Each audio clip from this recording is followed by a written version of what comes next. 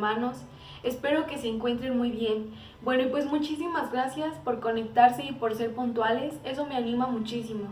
Y pues a continuación tendremos unas alabanzas y te quiero invitar y animar que puedas cantar.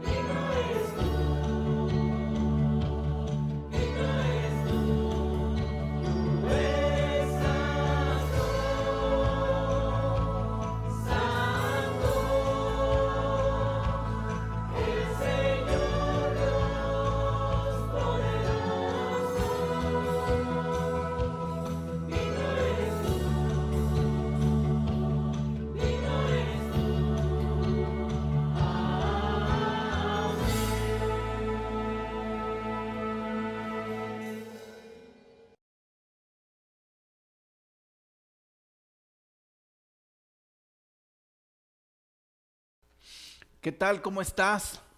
Espero que bien animado y bien dispuesto en tu corazón para aprender de lo que hoy Dios quiere hablarnos.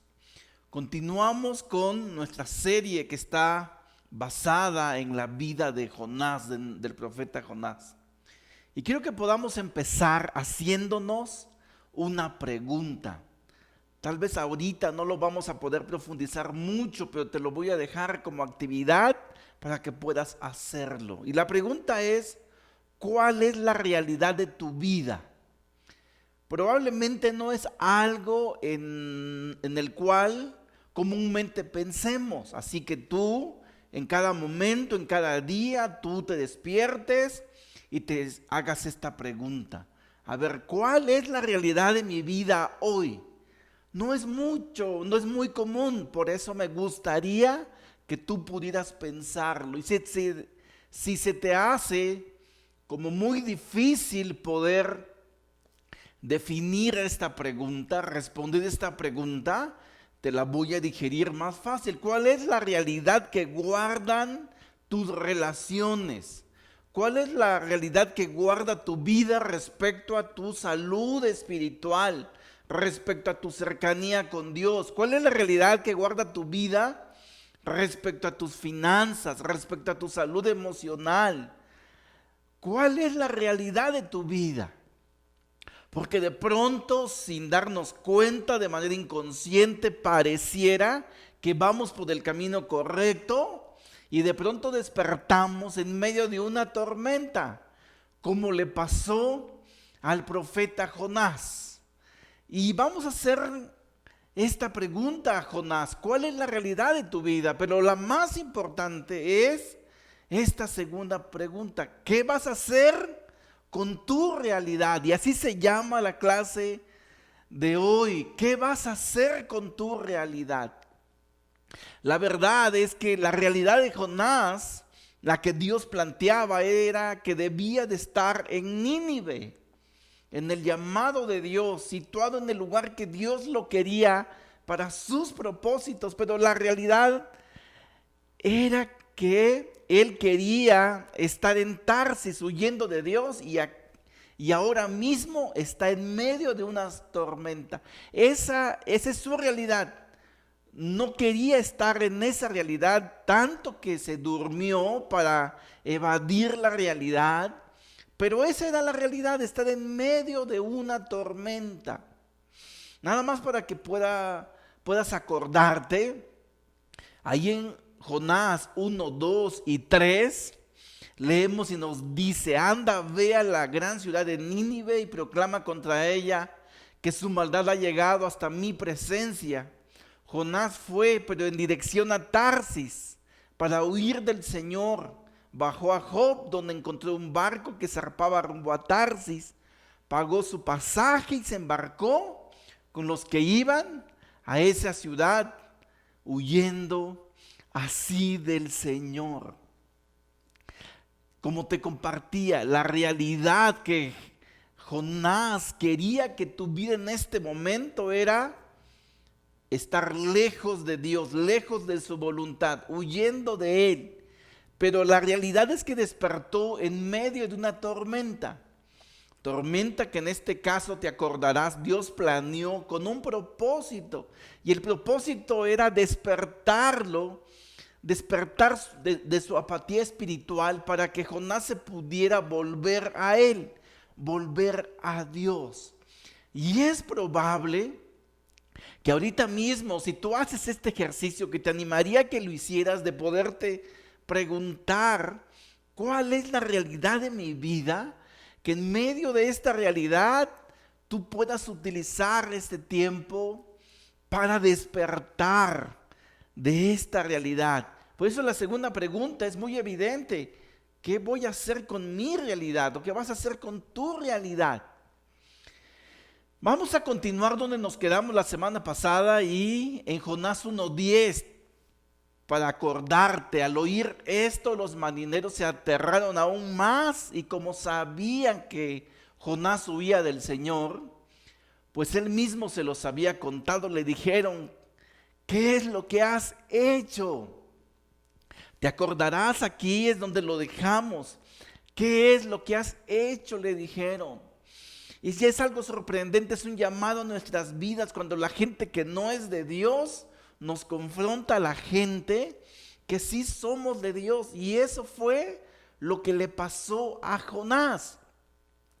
De pronto, la gente que no temía a Dios, la gente que no sabía de Dios, que no tenía una conciencia de Dios, los marineros aterrados, despertando y confrontando al hombre de Dios. Como respuesta, verso 11, Pero el mar se iba enfureciendo más y más. Así que le preguntaron, ¿qué vamos a hacer contigo para que el mar deje de azotarnos? Te acordarás que echaron suertes y que recayó en Jonás. Y era muy obvio, esto que nos está pasando, esta tormenta que estaban perdiendo el barco, y no solamente el barco, sino la vida, era por Jonás, porque él estaba tratando de hacer algo imposible, esa decisión irracional, huyendo de Dios, cuando él bien sabía que no se podía. Y como consecuencia de esto, aquí los estaba azotando algo. Entonces le preguntaron, ¿qué vamos a hacer contigo? Porque ya sabemos que tú eres el culpable. ¿Qué vamos a hacer contigo para que el mar deje de azotarnos? Y la respuesta, verso 12, tómenme y láncenme al mar y el mar dejará de azotarlos, le respondió. Yo sé bien que es por mi culpa. Yo sé bien que por mi culpa se ha desatado sobre ustedes esta terrible tormenta. La respuesta que dio Jonás tiene varias connotaciones. Algunos comentaristas dicen y piensan que la respuesta era porque estaba arrepentido, es decir, estoy tan mal con Dios, como un arrepentimiento como humano, mundano, de decir, estoy tan mal con Dios que lo que necesito hacer es pues morirme, ¿no? Y por eso láncenme al mar. Pero otros dicen que era como tratar de seguir huir de Dios todavía más. Como no lo logré en medio de este barco, pues láncenme al mar y así voy a estar mucho más lejos de ir a Nínive, de ir a hacer la voluntad de Dios. Y hay otros que comentan que la realidad se sitúa justo en medio de estos dos extremos. Como que Jonás sí está entrando en razón, pero no porque está poniendo los ojos en Dios, sino está entrando en razón porque se da cuenta que en verdad estos hombres, estos marineros están sufriendo por su culpa, pero no porque está poniendo sus ojos en Dios, porque su respuesta no es láncenme al mar porque en verdad he pecado contra Dios, láncenme al mar porque en verdad estoy mal con Dios. Él no dice eso, él solamente se ve culpable. Como en medio de esta irracionalidad tiene un momento de razón. Y la verdad, como te decía en las semanas pasadas, es que Jonás nos ilustra mucho a nosotros. A mí me ilustra mucho mi carácter. Que de pronto tomo decisiones irracionales, tratando de huir de Dios, tratando de que las cosas sean mejores. Y al final concluyo, o la vida y la realidad se aparecen y concluyen que no lo logré y estoy mucho peor. Queriendo encontrar algo mejor, estoy mucho peor. Y eso fue lo que le pasó a Jonás. Y de pronto así nuestros sentimientos nos engañan y nos envuelven en una realidad que no queríamos tener. Y esto es lo que le está pasando a Jonás. Pero también me llama mucho la atención que en este momento él no toma decisiones por sí mismo. No dice me voy a lanzar al mar, yo voy a tomar. No, pide, láncenme ustedes, así como alguien más, pidiendo que alguien más tome la responsabilidad de él. Así como se me hace algo medio absurdo, como en esta apatía espiritual. Es así como ni siquiera puedo hacer algo por mí. Haz algo tú por mí. Lánzame tú al mar. Yo sé que es por mi culpa que a ustedes les está pasando esto, pero ustedes tomen la decisión por mí.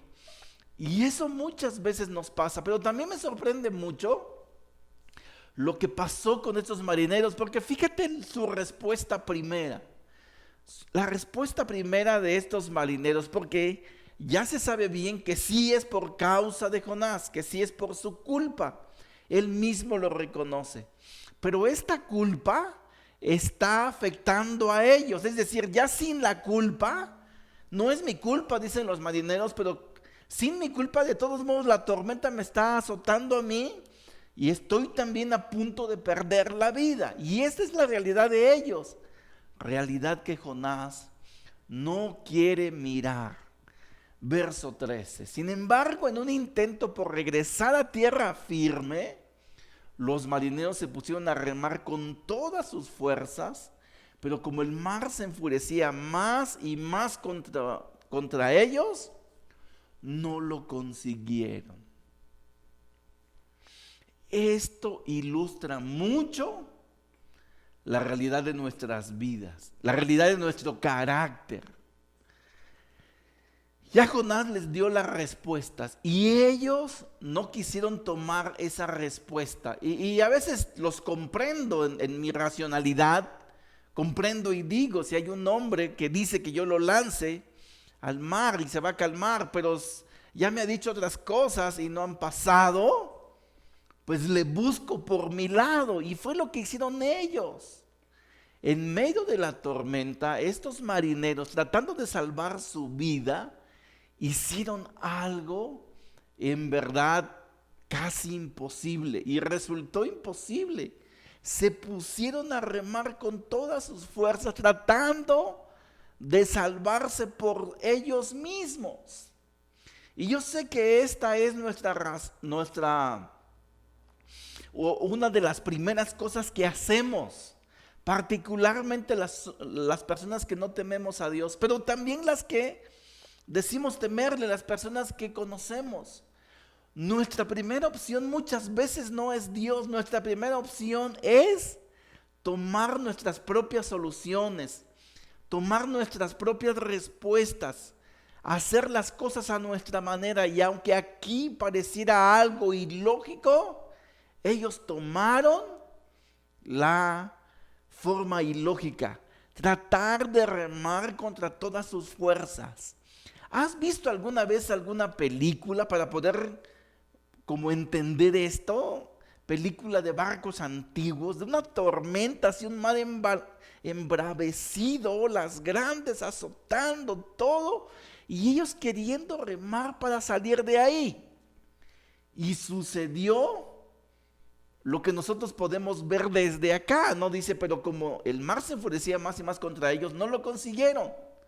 Y desde afuera, antes de que ellos empezaran a remar, pudimos haberles dicho, no lo van a lograr.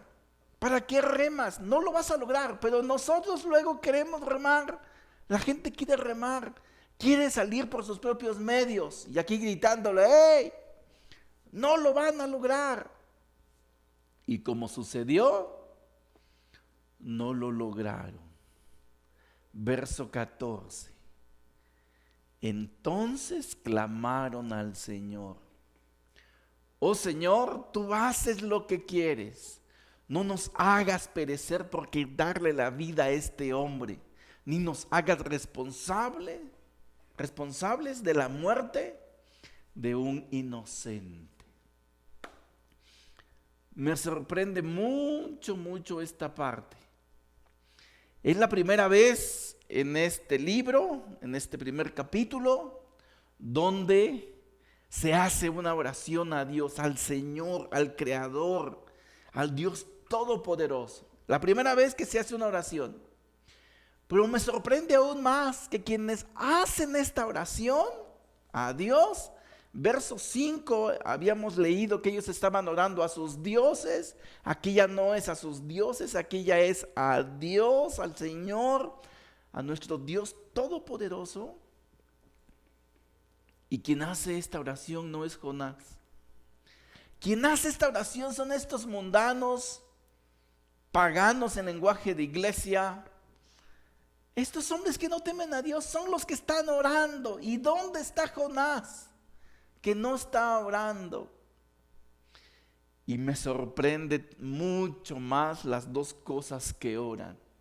Primero, tú haces lo que quieres. Oh Dios, tú haces lo que quieres. Dios, tú tienes una voluntad propia. Tú haces tu voluntad, de lo que le están diciendo. Ellos están reconociendo que lo que ellos intentaron hacer remando no era la voluntad de Dios. Y esto es algo, amigo que nos escuchas, que yo quisiera que pudieras poner mucha atención. Yo no conozco tu vida y mucho menos conozco la realidad que guarda tu vida hoy, pero tú sí la conoces. Y tomando como ejemplo, en un paralelismo, es probable que tú estés intentando salir de la tormenta remando por tus propias, por tu propia cuenta, por tus propios medios. Quiero desanimarte o quiero ubicarte en la realidad. Al igual que los marineros no pudieron llegar a tierra firme, y al igual que tú, no vas a poder por tus medios. Necesitas hacer lo segundo, necesitas hacer lo que hicieron estos marineros. Ir a Dios, clamar a Dios, venir al Creador y rendirte a Él. Lo que le piden en la segunda parte ya involucra sus vidas, ya involucra una petición personal, ya involucra a ellos ubicados en su realidad. Y la realidad es: no nos hagas perecer, no nos quites la vida por quitarle la vida a este hombre. No, de veras, no. Ni nos hagas responsables de la muerte de este inocente. Ellos ya estaban ubicados en la realidad. Y la realidad es que la tormenta es tan fuerte. Acabamos de leer que la tormenta arreciaba cada vez más y más. Ellos ya veían la realidad. Y la realidad es que estamos perdiendo la vida, pero no queremos perder la vida. Por favor, sálvanos. Sálvanos. Y menos queremos que nos hagas perder la vida por quitarle la vida a este babas que tenemos acá, a este menso que tenemos acá. Bueno, ese es en mi lenguaje. No. Y todavía dice: no nos hagan responsables de la muerte de un inocente. Nuevamente, me asombra mucho quien haya escrito esto. No lo escribió Jonás. Es un autor que no sabemos, que escribió acerca de la vida de este hombre. Pero de todas las palabras que yo hubiera utilizado para referirme aquí en esta parte, no hubiera sido inocente. Porque yo digo, este cuate no es inocente. Este cuate está ahí porque se lo merece. Pero todavía estos hombres dicen: no nos hagas responsables de la muerte de este hombre. Y después de haber orado, verso 15, así que tomaron a Jonás y lo lanzaron al agua, y la furia del mar se aplacó.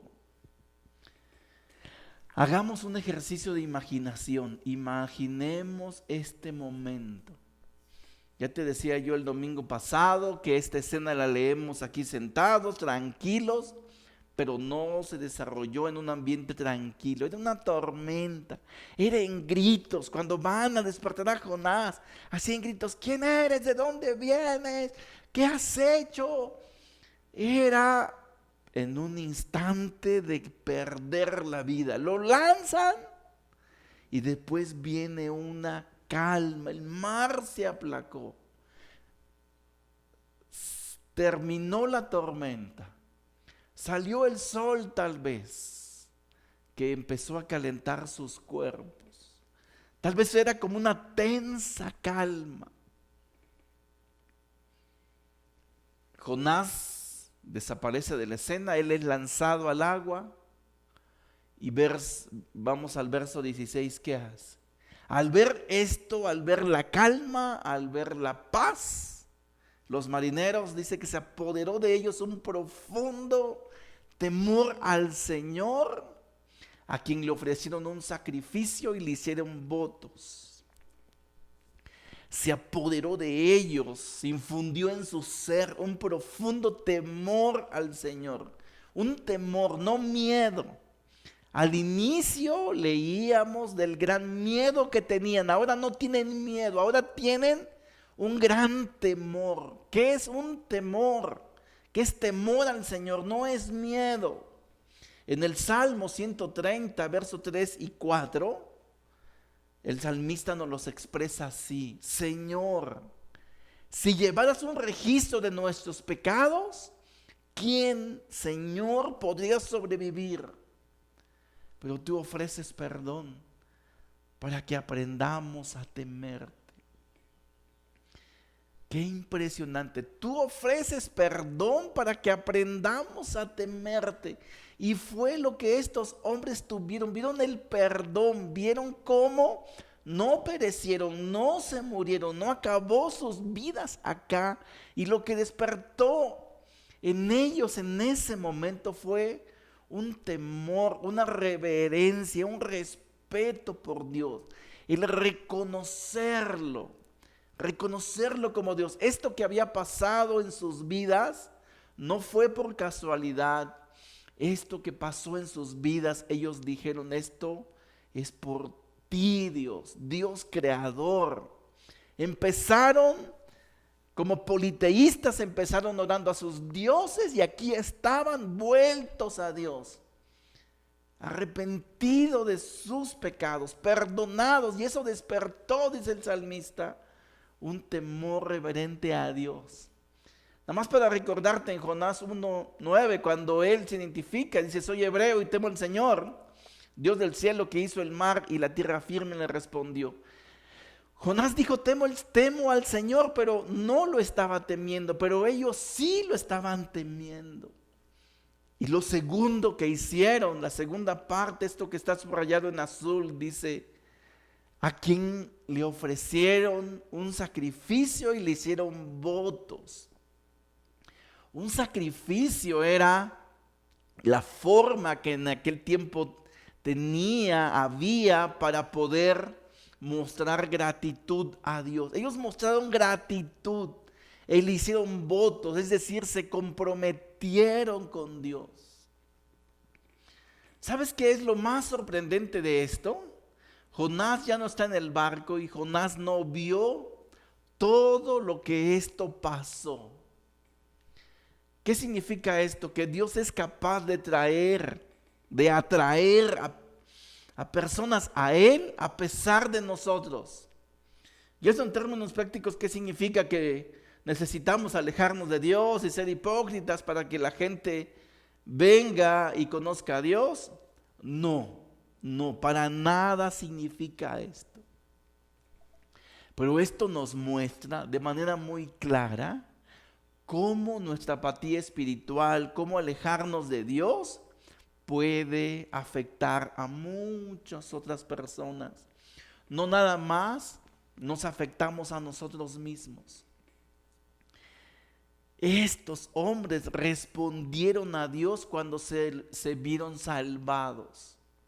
¿Sabes? Algo que luego nos pasa cuando estamos en una apatía espiritual, discípulo de Jesús, es que de pronto pensamos que la salvación termina en nosotros. ¿Cómo funciona esto? Como termina en nosotros y como no me importa mucho cómo viven los demás, de todos modos yo ya me salvé. Yo estoy salvado y los demás pues no sé. Y es así como estaba Jonás en este momento, como en esa dureza, en esta apatía espiritual de poder pensar cómo puedo huir de Dios y huir más y más de Él. Verso 17. El Señor por su parte dispuso un enorme pez para que se tragara a Jonás, quien pasó 3 días y 3 noches en su vientre.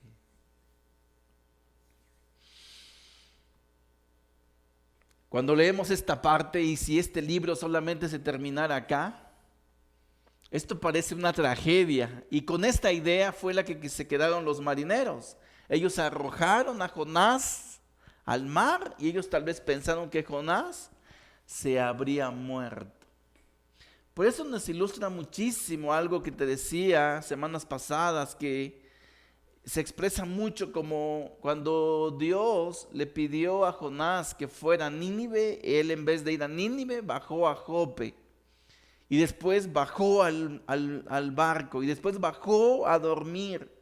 Y aquí después dice que bajó, y la próxima semana vamos a estudiar esta parte, cómo Jonás bajó, y dice ahí la Biblia que bajó hasta lo más bajo del mar, es decir, tocó fondo, lo más abajo que podría estar.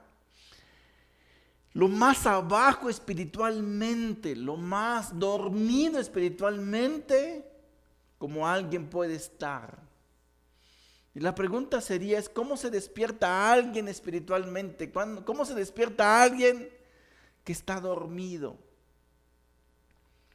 No se trata tanto de lo que Jonás puede hacer, si te das cuenta. Se trata de lo que Dios hace en Jonás. Y lo que Jonás debe hacerse cuando estudiemos todo el capítulo 2 es que Jonás debe rendirse. Es decir, la respuesta de Dios para fortalecer a Jonás, la respuesta de Dios para despertar a Jonás de esta realidad que él no quiere ver, es algo que es incomprensible. Aún para los marineros resultó incomprensible. Te digo que si hasta aquí termináramos, es una tragedia porque para ellos Jonás está muerto. Pero no, Dios elabora un plan. Y ya te decía yo en la primera clase que esto no es una parábola, esto es algo histórico, esto sí pasó. ¿Cómo pasó? No lo sé. Un día quiera Dios que vayamos allá al cielo y podamos preguntarle a Jonás cómo pasó. Pero lo que sí sé es que este plan a la vista de todos es un plan absurdo y es un plan incomprensible. Es como un suicidio. Y con esto quiero que podamos quedarnos, hermano, que estos planes de Dios, que de pronto parecen ser un absurdo y que de pronto parecen ser un suicidio, es la respuesta de amor y de perdón de Dios para nuestra realidad, la realidad que no queremos ver. Pero que así como Jonás, que en su presencia él pudo experimentar todo su amor, él pudo experimentar todo este plan de perdón, todo este plan para que él volviera en sí, y él lo tuvo que experimentar. Si alguien desde afuera le pudiera haber dicho que este iba a ser el plan, cuando él subió al barco, de que va a haber una tormenta grande, Jonás, y después te van a lanzar para que puedas estar dentro de un pez y a través de eso tú te vas a salvar, a él hubiera resultado incomprensible. Por eso Jonás descubre que bajo ese plan incomprensible de Dios está su amor para su salvación. Yo no sé, hermano, yo no sé ahora mismo cómo está tu corazón. Yo no sé si estás receptivo a Dios. Yo no sé cómo está la realidad de tu vida. Yo no sé si estás consciente. Yo no sé si estás inconsciente. Porque estemos claros nosotros que Jonás estaba inconsciente. Yo no sé aún, amigo, que hoy nos estás escuchando, ya sea en tiempo real o que alguien más te hizo favor de pasarte la liga de esta transmisión. Yo no sé cuál sea la realidad de tu vida. Yo no sé. Ojalá tú lo supieras y no estés inconsciente. Lo que sí quiero decirte es que Dios puede aprovechar la tormenta para despertarte. Que Dios quiere aprovechar esta tormenta para que tú te despiertes. Y ya despierto, puedas reconocerlo a Él. Tanto que Jesús en Mateo 12 utilizó el ejemplo de la vida de Tomás cuando les dijo: no se les va a dar otra señal más que ya se le dio al profeta Jonás, que estuvo 3 días en un pez. Así como yo voy a estar 3 días sacrificándome por ti, muriendo por ti, para poder llevarte a vivir la experiencia de la salvación. Vivir la experiencia de vivir a mi lado, de experimentar mis formas, aunque te parezca incomprensible, aunque te parezca un suicidio, es el plan que yo estoy elaborando para ti, para que tú te puedas volver a mí. Y ese es el incomprensible amor de Dios. ¿quién envió a su hijo, lo más valioso, lo dio en sacrificio como respuesta al perdón de tu pecado? Para que tú al saberlo, al conocerlo, al recordarlo, pudieras retomar tu camino de regreso a Él, tu camino para despertar a Él. Me gustaría que pudieras tomar esa oportunidad. Y esto no se vale que te lo cuenten, esto no se vale que alguien más lo viva por ti, porque no se puede. Esta es una experiencia personal. Quisiera que hicieras ese ejercicio. ¿Cuál es la realidad de tu vida? Pero sobre todo, ¿qué vas a hacer con tu realidad? No puedes seguir lejos de Dios, no puedes seguir en la inconsciencia. Te animaría que pudieras tomar el plan de Dios y pudieras experimentar su amor. Mucho depende de Dios, pero más depende de ti. Por eso quiero terminar preguntándote, ¿qué vas a hacer con tu realidad? ¿Qué vas a hacer? Ya no sigas alejándote. Regresa a Dios, regresa a Dios. Vamos a terminar orando. Padre amado, quiero darte muchas gracias por el ejemplo de la vida de Jonás. Personalmente me siento tan expuesto, Dios. Su carácter me expone. Jonás me representa, pero en muchos casos, cuando por mis decisiones quiero alejarme, cuando no quiero mirar mi realidad, cuando a veces prefiero mirar como vivir en una realidad, en un espejismo, pero tú pones las tormentas o utilizas las tormentas para querer despertarnos. Y esa es mi oración, que en este tiempo nosotros podamos despertar a tu llamado, despertar para no huir de ti, despertar. Y así estuviéramos tan cerca, siempre va a haber la posibilidad de estar mucho mejor, viviendo tu voluntad, viviendo tus planes, no viviendo nosotros. Y es lo que quisiera, Padre, que cada uno de nosotros tuviera, que nosotros pudiéramos experimentar tu amor presente en nuestras vidas, tu amor para rescatarnos, para salvarnos y para tener esta respuesta que tuvieron los marineros, un temor reverente que nos haga amarte hasta el final de nuestros días. Gracias, Jesús, gracias porque tú lo has hecho por nosotros. A través de tu nombre oramos. Amén. Amén. Vamos a quedarnos para tomar nuestra comunión. Vamos a celebrarlo. Ojalá tengas pan y jugo ahí preparado para poder hacerlo. Nos vemos a la próxima. Adiós.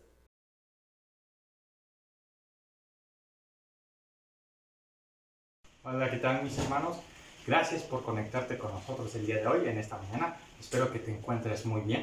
Y el día de hoy te voy a invitar a que puedas disfrutar este momento de Santa Cena. Espero que ya estés listo, ya estés preparado. Y quiero que este momento lo veas como esa forma de agradecerle a Dios por todo lo que nos ha dado en esta semana, las bendiciones. Pero también quiero que lo veas, hermano, como esa forma de recargar baterías, esa forma de decir, creo que Jesús me va a ayudar, creo que Jesús me va a renovar de fuerzas. Tal vez al día de hoy llegues cansado, llegues fatigado, llegas con ganas de vivir, pero no vives del todo bien.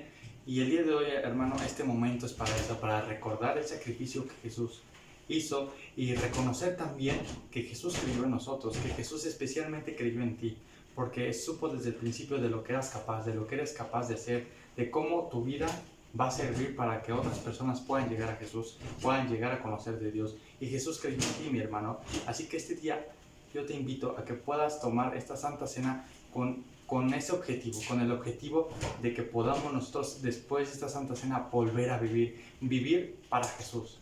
Y te voy a leer esta escritura, mi hermano, que está en 1 Corintios 15:25, y dice así: así también, después de la cena, tomó en sus manos la copa y dijo: esta copa es la nueva alianza confirmada con mi sangre. Cada vez que beba, hágalo en memoria de mí. Hermano, esta Santa Cena, es nuestra oportunidad de renovar fuerzas, es nuestra oportunidad de decir, si Jesús creyó en mí, yo creo en Él y voy a salir adelante. Y toda la semana no me voy a desconectar de Dios, voy a hacer mi oración y voy a aplicar las cosas que Romeo me ha enseñado, las cosas que Jesús me ha enseñado, las cosas que en su palabra están escritas y me han enseñado. Así que te invito a poder hacerlo. Y vamos a terminar con una oración. Muy buenos días, Padre, gracias por dejarnos estar esta mañana tomando la clase. Gracias porque a pesar de la distancia nos podemos conectar. Tenemos los aparatos para poder conectarnos, para poder escuchar de tu palabra. El día de hoy te invito también a que puedas estar dentro de nuestras casas, Padre, que puedas ayudarnos, que esta Santa Cena la podamos vivir con todo el amor, con todo el gozo y saber que Jesús está aquí con nosotros. Reconocer el sacrificio de Jesús no fue en vano, que nuestras vidas valen demasiado y que por eso nosotros estamos dispuestos a hacer valer ese sacrificio que tú nos hiciste y hacer que con nuestra vida muchas personas puedan estar cerca o más cerca de conocer a Dios. Gracias por todo, te pido que nos ayudes en esta semana, que podamos conectarnos todos los días, que podamos estar en tranquilidad. Te pido que a todos mis hermanos que nos están escuchando, que les vaya bien y que ayudes en cada parte de su vida. En el nombre de Jesús, amén.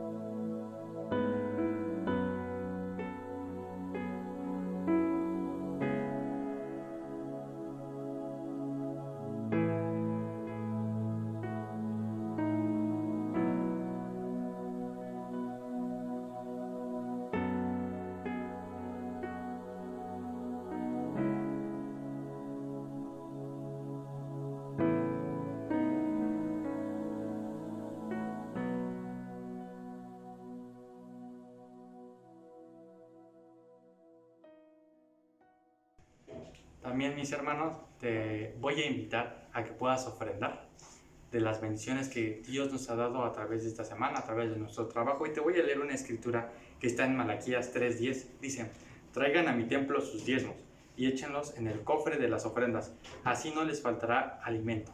Pónganme a prueba con esto, verán que abriré las ventanas del cielo y les enviaré abundantes lluvias.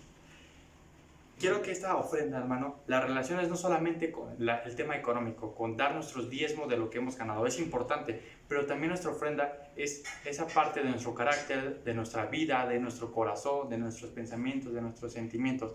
En fin, todas las bendiciones que Dios nos da, que no solamente es económicas, las podemos ofrendar a Dios, mis hermanos. Poder dar toda o parte de nuestra vida, de nuestros sentimientos, de nuestras emociones, de lo que hacemos el día a día, ofrendárselos a Dios, ofrecérselos a Dios, ya que Él es el que nos permite respirar, ya que Él es el que nos permite vivir, que nos permite dar un paso.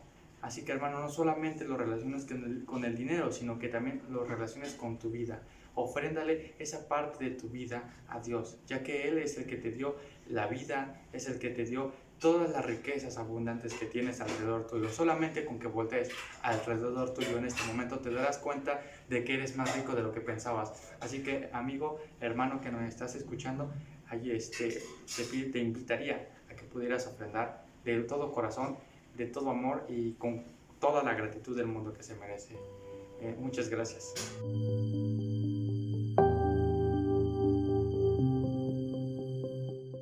Muchas gracias, Roma, por tu clase. La verdad es que estuvo muy padre. Esto me lo llevo a mi corazón definitivamente.